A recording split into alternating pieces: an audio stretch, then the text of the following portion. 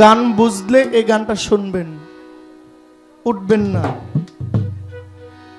আশা করি মহব্বত দিয়ে শুনবেন। বাজি ধরবেন বাড়িতে গিয়ে স্ত্রীর সাথে, ঘরে শান্তি নাই, অশান্তি, আমারও অশান্তি।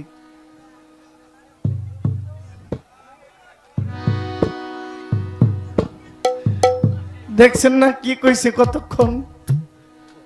আমার মা যেদিন আমাকে বিয়ে করাইছে, আমার স্ত্রীর হাতে দিয়ে বলছে, আমার ছেলেটা তোমার কাছে দিলাম। এই ছেলেটা ভালো করলেও দায় তুমি, খারাপ করলেও এর দায়।